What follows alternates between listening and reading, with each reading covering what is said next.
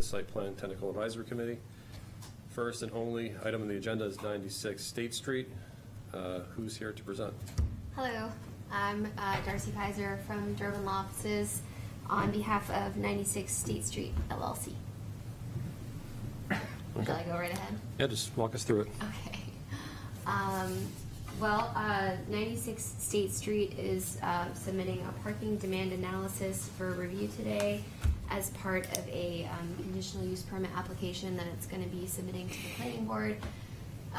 The conditional use permit is to allow for less than the minimum parking spaces, off-street parking spaces required under the ordinance, and the parking demand analysis was prepared by Altus Engineering. Obviously, I'm not from Altus Engineering, so I will do my best to answer any and all questions that you have. But the basic outline of the project is that 96 State Street is where Domo is located, and Domo owns the whole building. Currently, the first floor is restaurant, obviously. The second and third floor, the second floor is also presently used for the restaurant. The third floor is used currently as storage. It used to be a spa. It no longer is a spa, but it's just accessory restaurant storage. And the basement is also used for storage. So Domo is looking to convert the second and third floors from their present commercial use to a residential use. And in order to do so, they have 0 off-street parking currently, and based on the present use under the ordinance, we've calculated that 49 spaces are required. And to allow for the conversion of the use, it would obviously be a reduction in the number of spaces required, but still more than what the minimum required under the ordinance is. So what is going to be required under the converted use for the residential upstairs is 29 spaces, and they presently have 0. So there is lots of on-street parallel parking around the area. It's all metered spaces, and around the what's the street there? Dutton and Scott Street. That lot there. There's the municipal parking lot off Parrot Ave. There's the High Street garage. So there's lots of off-street parking available, but no designated off-street spaces. So this parking demand analysis is being, we're submitting it for review prior to submitting the conditional use permit application, and that's required under section 10.1112.141 of the ordinance. So I don't know how much detail you'd like me to go in beyond that. To the extent I can, I will, but I'm happy to answer any questions that you might have. Okay, thank you. Any comments from TAC? Just a question about the existing restaurant. I've never been in Domo, so I don't know what it's like inside. Is the second floor seating as well, just like the first floor? It is. I think right now about half the space is used upstairs. So they have. I've never actually been up there, but I think like there's some storage and some seating, but it's very rarely used. It might be used during peak, summer hours, but I think generally they're not really seating many people upstairs. So I have somewhere something about how many spaces are up there. Current restaurant seats.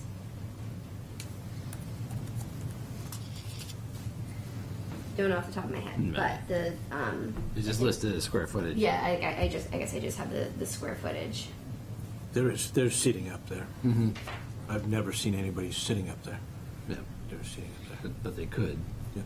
They could. And So what they're actually looking to do is convert the second floor into an apartment where the owners of Domo will live, and the third floor will be another apartment where the employees will live, and it will be affordable housing for the employees. So that actually further, I don't believe it's contained in the parking demand analysis. It will be in our CUP application narrative, but that will just reduce the parking demand on the space because it's going to be employee housing and those employees will no longer need to commute to work. You know why in the current space allocation, the second floor says 1,750, and then the proposed for the same floor says 2,320?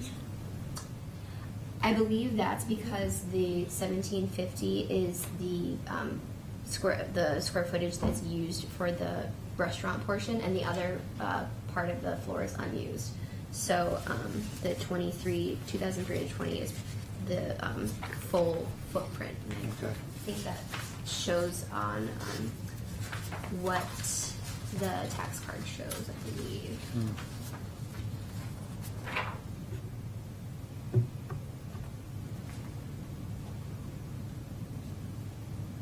Yeah, because there has, show you this image, this was on the tax card, but the first floor has a little bit of a bump off to it that only is the first floor, and that's where like the bar area and the Right. restaurant is. So then the upper floors are a smaller footprint.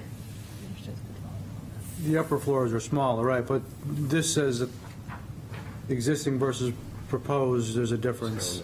I understand why the second might be smaller than the first, but it's not a big deal. I was just curious if you knew, but this is saying that that the current space allocation, the second floor is 1,750, and the proposed space allocation, the second floor, the exact same floor, is 2,320. It's probably, though, maybe they're not taking into account storage, like you said, you know. I can confirm and maybe get a revision to this. based Either on way, what they're not doing an addition, I guess is what I'm, No, they're not. I think that's probably why it was done, because I think we calculated it based off the restaurant space, but it should probably be the full footprint, right? I would imagine the current space allocation would include everything that's on the second floor. And if some of it is storage, then it would say second floor restaurant, 1,750, and then it would say, you know, storage or unused, and then whatever the remaining square footage is. And I see like the same thing happened on the third floor as well, so they'll probably have them. 2,100, yeah, right, Maybe double yeah. check those numbers.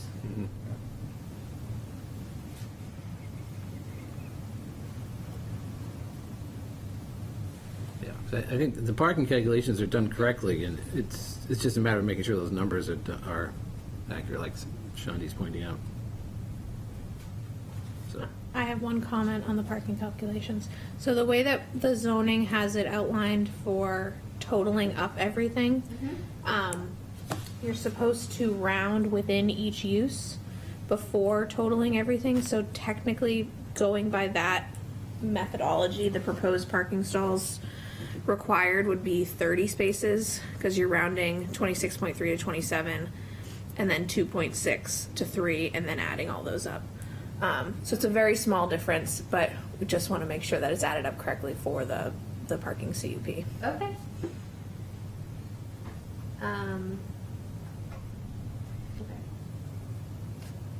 Does that make sense? Yeah, it does. Okay. I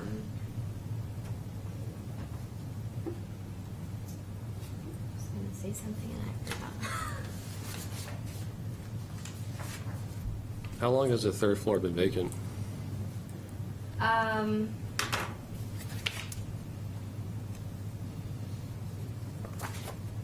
not sure. I'm pretty sure there's been people living in the third floor. Recently? Unknown plus. All I have is that it was a spa and now it's storage. It's human storage now. I guess. Yeah, so we probably just want to make sure that the accurate representation of what's up there Yeah. Yeah. is reflected in the application. That would change your calculation a bit. Yeah. True. So it's correct to say though that, I mean, they have 0 parking currently, so that's our baseline. So we just have to get what's required. That reminds me, that brought me to my next question. Okay, we'll make sure that that we double check. I think we've been trying to communicate this with the owner and having a hard time getting answers, but I will make sure to check on that. I did have a question about the calculation on the on section 10.112.61 for developments that contain a mix of uses on the same parcel shall reduce the number of off-street parking spaces in accordance with the following methodology that's contained in the table. So when I did that calculation based on the table, it didn't reduce the number at all. And I want to make sure that that was correct. I didn't look specifically at that, but I can definitely run that calculation. So the reason it didn't reduce, and that's fine, I mean, I'm assuming that it doesn't, but the reason why it didn't reduce anything was because the residential and restaurant uses in the table share the same maximum occupancy rates for weekday and weekend evening periods, so it doesn't, it says the required minimum number of spaces shall be the highest of the 5 time period totals, and where they're both 100%, it doesn't reduce it at all, so I just want to confirm that that was right. That sounds logical. I'd have to go back and run it through our table, but yeah, I'll follow up on that with you. Okay. They do have a small driveway off Atkinson Street. They do. It's I don't think it's used as parking. I think it's used as loading and deliveries. And they didn't include it in the. I know that Altus didn't include it in their calculation because it doesn't conform to the ordinance for parking space.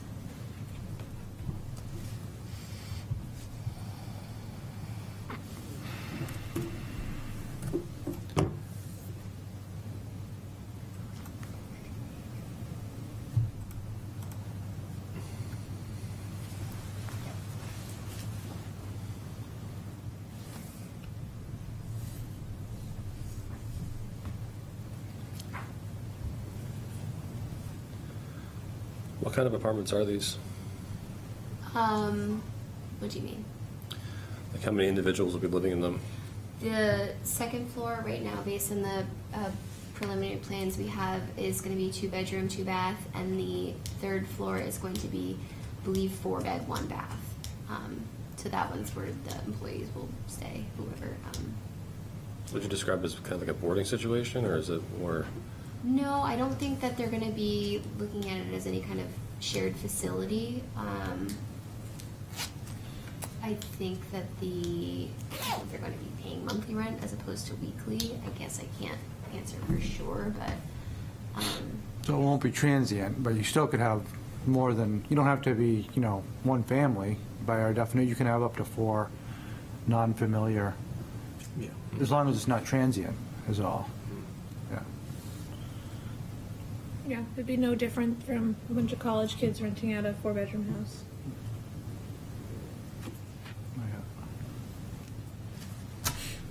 I think we had a Not question. speaking from experience. I think we would have one question about the floor area. So the existing second floor, existing third floor, and proposed are increasing. Shanti just went over that. Oh, did he? I'm sorry, Yeah. Shanti. That's what we talked about earlier. Yeah. Yeah, and you said you were going to add in whatever wasn't being used for a restaurant and spa space, right? Yeah. Okay, perfect. I'll have to, I assume that's why they didn't include those numbers, but I have Yeah. to double check.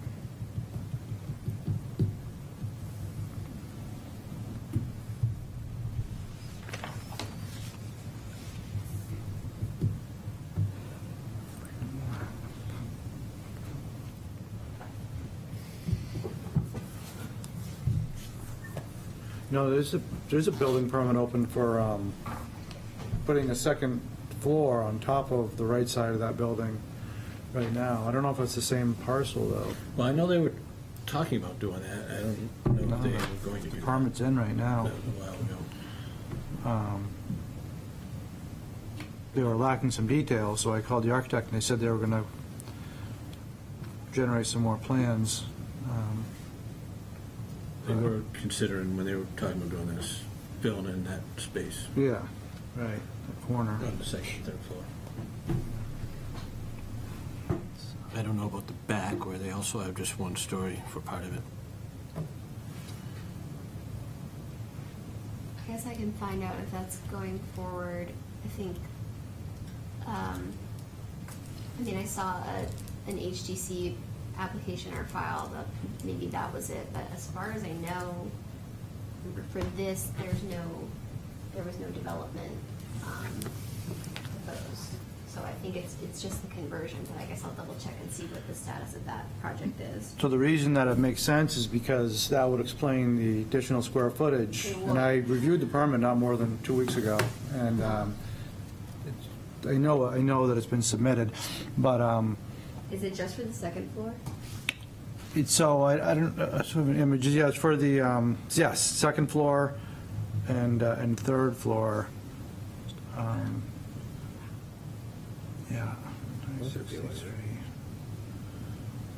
the- Did it go through BOA? If you recall, it was really- Not since I've been working with them.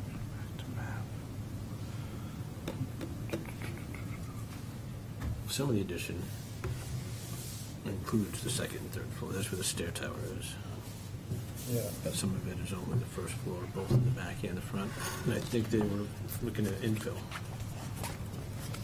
Yeah, That's where I put it for that. pull it up on Viewpoint, I could show you, but. Yeah, I can find out.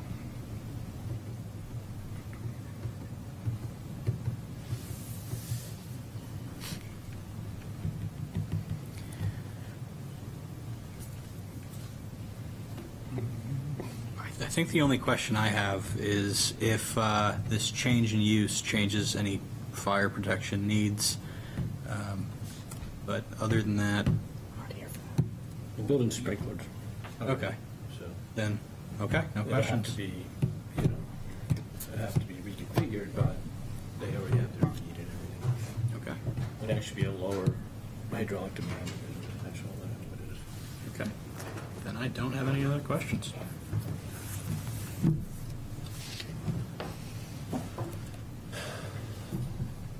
More comments from TAC?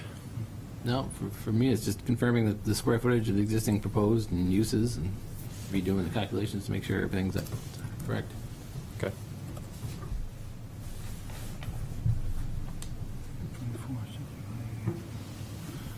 Yeah, here.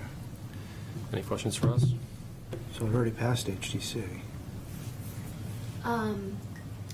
No, I can get an update, I can, confirm on those figures, and then can I just submit the revised and final, demand analysis with our conditional use permit application? Yes. Yep. Stephanie, do you want me to email you when I find out about that information? If you're gonna be emailing me about the, I would direct your emails to Peter Stiff. Okay. He's the one who works directly with the planning board. okay.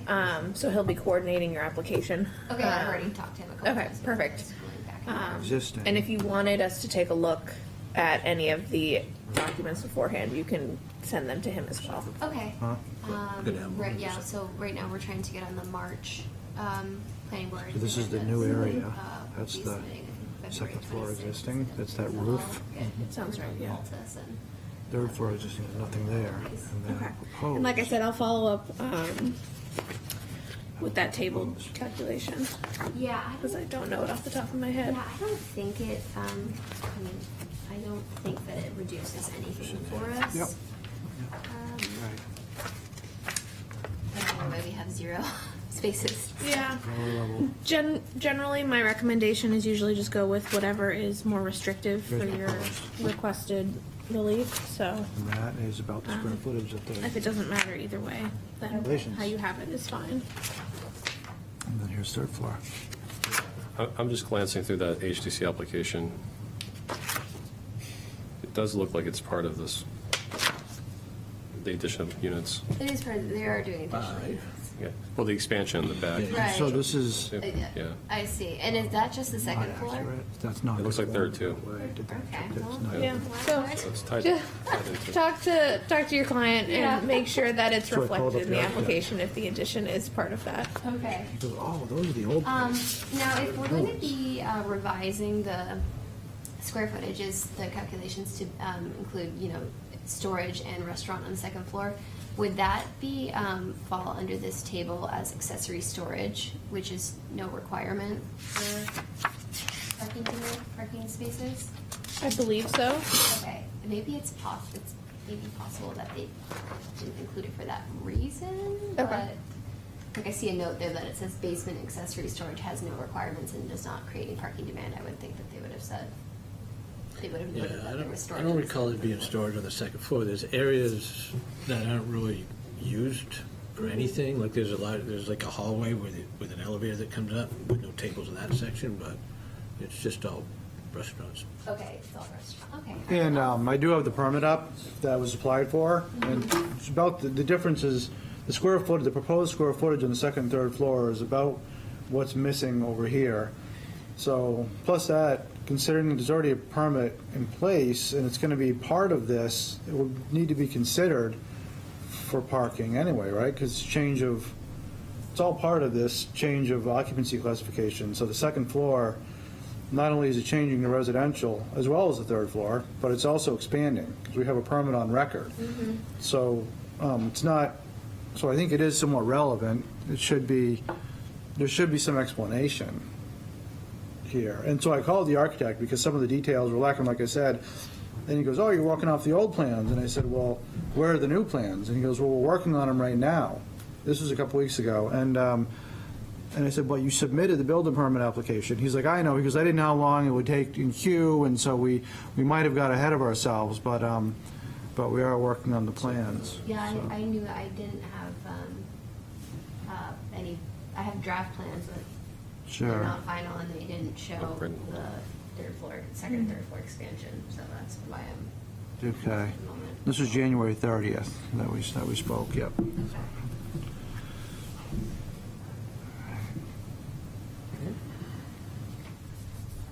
Okay. Well, I will obviously follow up on those questions and get a revised analysis that hopefully we can submit with the CUP for FAQ. That's okay? And one more question though, because this isn't really my area of expertise, but for the CUP, would you guys be looking for a floor plan? In other words, basically, this is just a stated calculation. There's no empirical data here. You could say whatever you want, get it approved. Floor plans would probably be good. That's a Peter Stith question. I'm not sure what he usually requires. We did ask Peter, because we don't have a site plan or a floor plan for this, because Okay.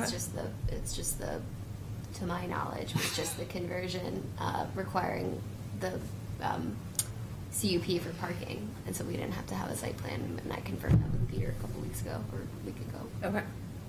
It's just surprising that somebody would be able to get calculations without a floor plan. Square foot calculations. That's kind of my point, so, yeah, I don't disagree with you. I just don't know what sure. is usually required. Yep, okay. Good. Right, and this is the work session, so you'll be coming back anyway. No, Probably not to TAC, okay, yeah, but they have to go to the planning board. I'll have everything finalized. yeah, no problem. Okay, is there anything else? I think that's it. Okay, well, thank you very much for your time and for coming and for your questions. We will get it finalized and submitted. All right. Thank you. Thanks. Thank you. That was the last item.